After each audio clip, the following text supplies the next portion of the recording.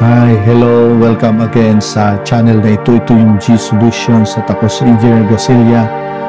Muli mag-solve tayo ng problem sa circuit analysis. Ito yung problem na yan.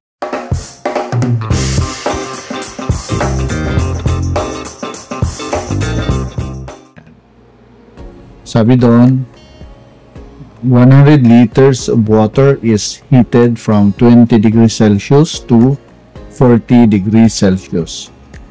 So how many kilowatt hour of electricity is needed, assuming no losses? Yan. So solve natin siya. Again, sa given natin, so meron tayong 100 liters of water.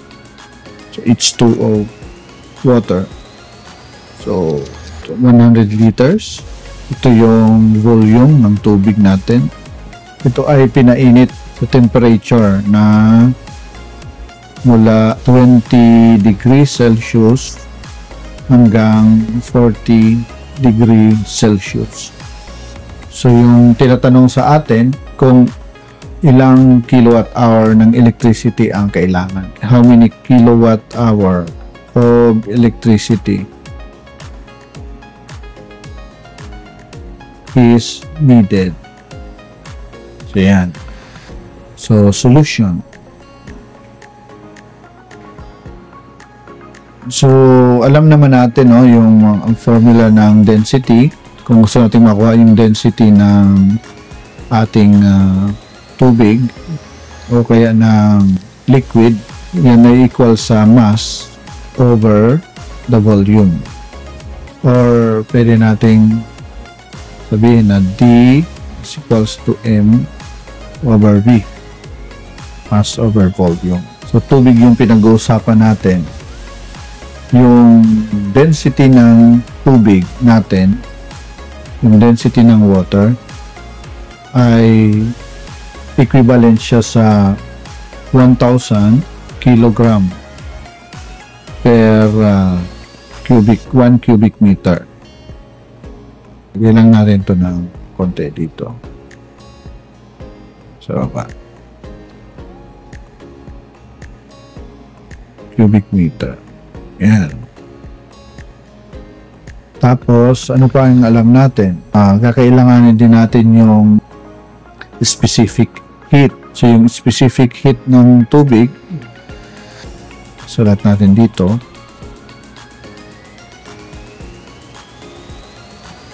Ay equal sa 1 kilocalorie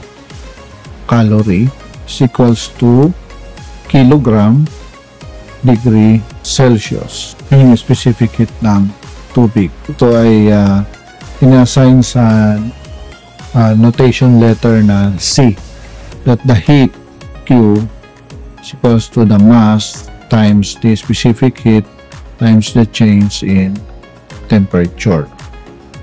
So therefore, kunin muna natin yung mass ng tubig, ayan, using sa paggamit natin ng volume nito. So yung mass ng tubig again is ito. Gagamitin natin itong density value niya. At yung formula na M, so D, so the density times the volume. Okay. Density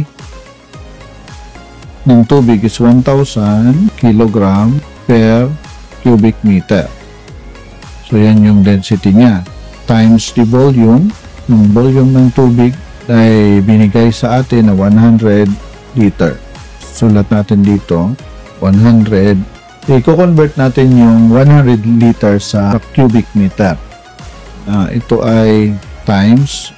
Alam naman natin yung conversion factor natin na sa 1,000 liter meron tayong 1 cubic meter. So yun. So mangyayari, ito ay magka-cancelled out. Yan, cancelled out ito, cancelled out yan. Ito yung liter, cancelled out. Ang tira natin ay kilogram. So yung mass ng tubig natin using, ginamit natin yung formula na ito, diba? Ang mass niya ay Sabi dito, 1,000 times 100 divided by 1,000.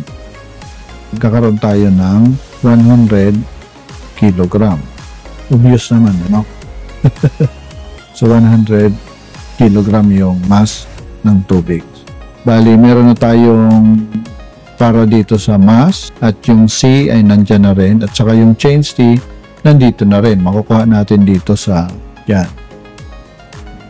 So, how many kilowatt hours? So, kunin muna natin yung heat, specific, yung Q. So, yung Q natin is equals to M, 100 kilogram. C, 1 kilocalorie. Gawin natin ito, 1 kilocalorie all over kilogram degree Celsius. Tapos yung delta T natin, ayan yung change in temperature from 20 degree to 40 degree Celsius. So 40 degree minus 20.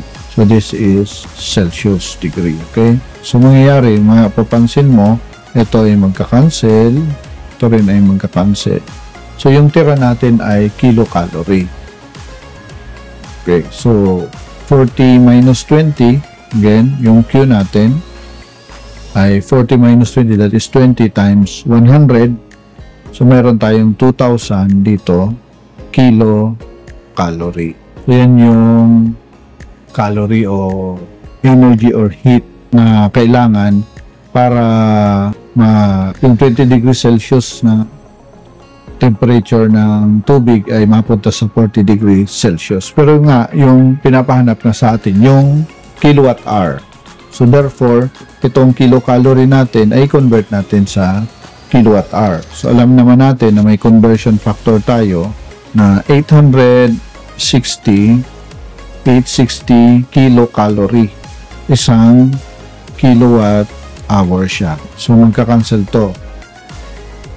This will be cancelled. So, yung tira natin is kilowatt hour.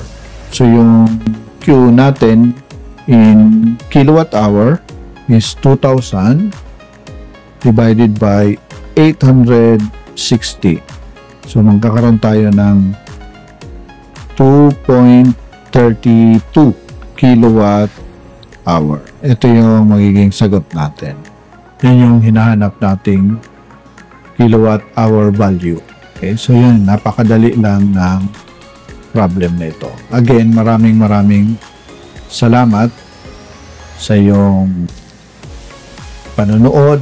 Nawa ito ay nakatulong sa iyong pag-aaral sa circuit analysis. Thank you so much.